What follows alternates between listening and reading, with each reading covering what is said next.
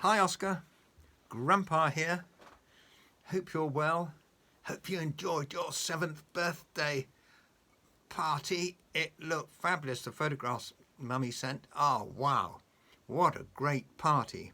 And I hope you and your friends had lots of fun, and your little sister Annabelle too. I hope she had fun too. And Mummy and Daddy. So it's lots of love from me and Granny and Auntie Anna and Moosey. And Moosey's all right. Aren't you, Moosey? Yep, I'm all right. And we're going to do a bit more Mr. Men reading. And we hadn't quite finished reading Mr. Daydream, have we? And Jack was daydreaming, wasn't he? So, and exploring, Mr. Daydream said they should explore. So they were in the jungle, weren't they? And hello, Mr. Daydream, trumpeted the elephant down its trunk. Would you like a lift? Yes, please, replied Mr. Daydream, and the elephant reached out his trunk, picked him up, and then put him on his back.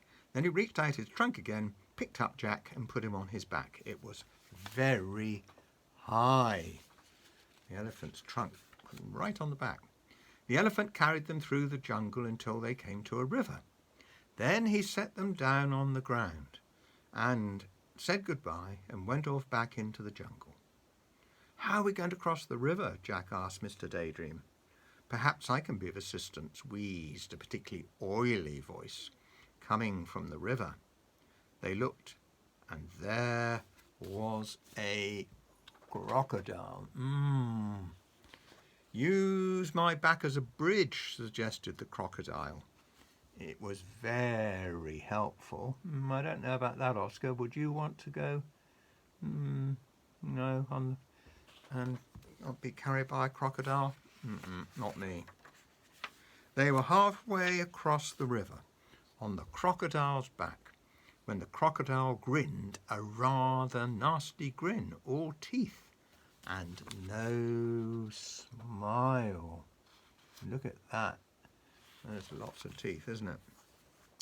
Then flicking his enormous tail and shooting Jack and Mr. Daydream up into the air, the crocodile opened his horribly large mouth and waited. It was very frightening. Oh dear, gasped Jack as he looked down at that enormous mouthful of teeth. Oh dear, oh help. Mr. Daydream, upside down beside him, put 2 fingers in his mouth and let out that very large whistle of his. Suddenly, just as the crocodile's mouth was about to go, snap! The big bird swooped down out of the sky. Mr. Daydream and Jack landed right on the bird's back. There they are, look, falling. And they fell down onto the bird's back. Whew, said Jack. Bother, said the crocodile. Didn't get his lunch, did he? Well, I promised you an adventure, didn't I? Grinned Mr. Daydream. You certainly did, said Jack. And now, said Mr. Daydream, I think we will go to Australia. And they did. And Jack learned to throw a boomerang so that it always came back to him. There we are. We've got a boomerang, Oscar, from Australia. And we can throw it so that it comes back. I didn't know if you knew that. I'm not sure if we've shown you. I'll have to one day. And now, said Mr. Daydream, I think we will go to the North Pole. And they did. And Mr. Daydream fell right up to his middle in a snowdrift. There he is, in a snowdrift. Silly Mr. Daydream. And now, said Mr. Daydream, I think we will go to the Wild West. And they did, and Mr. Daydream found a huge 10-gallon cowboy hat. The trouble was, when he put it on, he couldn't see out. Jack, he called from underneath the hat. Jack! There he is.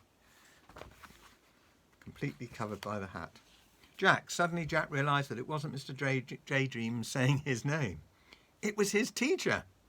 And Jack wasn't in the Wild West. He was sitting at his school desk. Jack, said the teacher again, you've been daydreaming.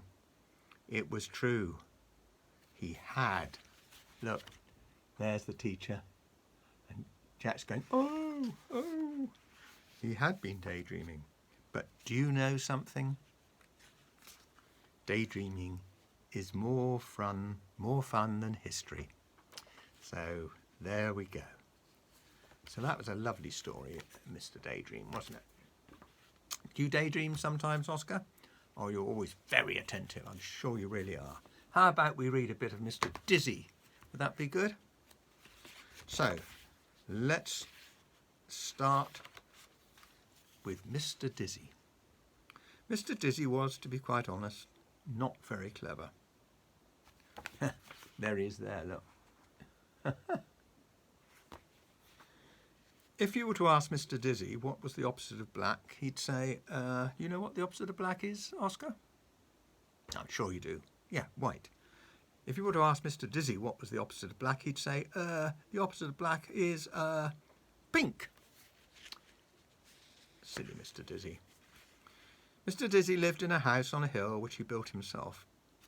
A not very clever house. It's going to fall down the hillside, isn't it?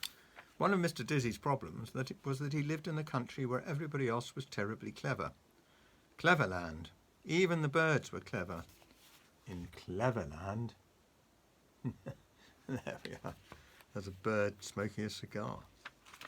How very odd. Everything and everybody in Cleverland was clever. You'll never see a worm reading a book anywhere else but Cleverland. There's a worm reading a book in Cleverland. Poor Mr Dizzy. Everything around him was so clever it made his head spin. One morning, Mr Dizzy was out for a walk when he met a pig. Here, look, there's a picture. Mr Dizzy meeting a pig. What's big and grey and has big ears and a trunk, said the clever pig to Mr Dizzy. Do you know that, Oscar?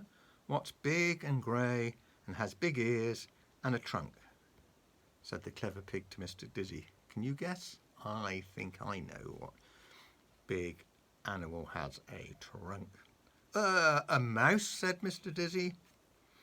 The pig laughed sarcastically at Mr Dizzy and went off shaking his head. Silly Mr Dizzy. Then Mr Dizzy met an elephant, a clever elephant. Look, there he is meeting the clever elephant with spectacles on. What's small and furry and likes cheese? The elephant asked Mr Cleverly. Small and furry and likes cheese, Oscar? Well, you know what that's got to be. That's got to be a... Yeah, I hear you say it. A mouse. A pig, replied Mr Dizzy. The clever elephant laughed down his trunk. A pig, he trumpeted. A pig, you silly man. And off he went. Poor Mr Dizzy. Mr Dizzy decided he didn't want to talk to anybody else that day, so he went for a walk in the wood, where he knew that he wouldn't meet anybody. There he is, going for a walk in the wood. Look, there's a tear coming down his face. He felt very miserable about not being clever, and as he walked along, a tear trickled down his cheek. Poor Mr Dizzy. Don't want that, do we, Oscar? So what happens next? Then, in the middle of the wood, he came across a well. There we are. There's a well. What happens with a well, Oscar? Do you know what you do with a well? That's right, you put your bucket down and you bring up water, because the well stores water, doesn't it? So then in the middle of the wood, Mr Dizzy came across a well. Little did Mr Dizzy know that it was a wishing well. The day, a wishing well, Oscar, that's great. The day was warm, and so he decided to take a drink of water from the well. Mr Dizzy drank deeply, but he was still unhappy. Oh, I wish I could be clever, he sighed. So what do you think happens next, Oscar? Little did Mr Dizzy know that whoever drinks deeply from the water at the wishing well, his wish will come true. Wow. And Mr Dizzy had wished that he could be clever, and his wish had come true. He was clever, but he didn't know it. Not yet. There he is, Mr Dizzy. And he's made his wish, but he doesn't know. On the way home, Mr Dizzy came across the elephant and the pig who he had met earlier. There they are, look. They were telling each other about how they had made Mr Dizzy look silly by asking him a question he couldn't answer. They were giggling and sniggering about it when they saw Mr Dizzy approaching from the wood. Here he comes again, giggled the clever pig. Let's ask him another question, sniggered the clever elephant. Mr Dizzy came up to them. There he is, look, there's Mr Dizzy with the elephant and the pig. Tell us, said the clever pig, trying to keep a straight face, what's white and woolly and goes ba, ba? You know what's white and woolly and goes ba, ba, don't you, Oscar? Quite right, a sheep. Why, a sheep, of course, replied Mr Dizzy. The pig and the elephant were amazed. To tell the truth, so too was Mr Dizzy. He suddenly felt very, very clever. It was a not unpleasant feeling. Very. Tell us, said the clever elephant, what has 4 legs, a tail and goes woof? Do you know what has 4 legs, a tail and goes woof, Oscar? How easy, replied Mr Dizzy. A dog, of course. The clever pig and the clever elephant couldn't understand how Mr Dizzy had become so clever in one morning. Look, Mr Dizzy's so happy, isn't he? Mr Dizzy couldn't understand how he had become so clever in one morning. But we know how he'd become so clever in one morning, don't we? So how did he become clever? Yes, he went to the wishing well. Now let me ask you a question, said Mr Dizzy to the pig. You, grunted the pig rudely, you asked me a question. Don't be ridiculous. There's no question you could ask that I couldn't answer. Really, smiled Mr Dizzy. Well then, can you tell me what's fat and pink and goes a tissue, a tissue? I don't know. What do you know about that, Oscar? I can't think, can you? What's fat and pink and goes a tissue, a tissue? What's fat and pink and goes a tissue, repeated the pig, looking worried. There's nothing that's fat and pink and goes a tissue, a tissue. There's Mr Dizzy talking to the pig, and the pig's looking very puzzled. Nothing, said Mr Dizzy, and he tickled the pig's nose. A tissue, sneezed the pig. Clever Mr Dizzy. Look, there's the pig. So he's fat and pink, isn't he? And he's now sneezing. The answer is you, said Mr Dizzy. You're fat and pink and you're going a tissue, a tissue. The clever pig looked downright, if not down left, miserable. Mr Dizzy turned to the elephant, who incidentally had stopped sniggering. There they are, look. There's Mr Dizzy talking to the elephant. Now, said Mr Dizzy, let me ask you a question. What's large and grey and goes doppet, doppet? I don't know that. Do you, Oscar? What's large and grey and goes doppet, doppet? Repeated the elephant, looking worried. There's nothing that's large and grey and goes doppet, doppet. Oh, yes, there is, grinned Mr Dizzy. There certainly is something that's large and grey and goes doppet, doppet. And he tied a knot in clever elephant's trunk. Look, there's the knot in his trunk. Stop it, cried the elephant, who wanted to say stop it, but couldn't talk properly with a knot in his trunk, so he had to say dop it instead. Mr Dizzy grinned and went home. I suppose do think that's funny, said the elephant, because the elephant can't talk properly, can he? I don't know. That's a lovely story. So, excellent story there. Mr Daydream to finish off, and then Mr Dizzy.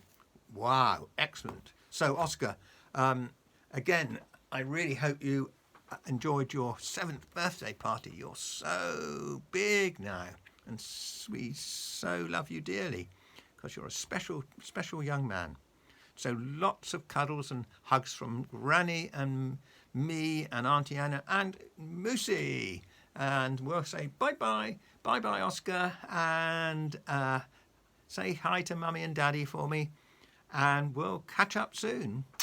Bye. Bye.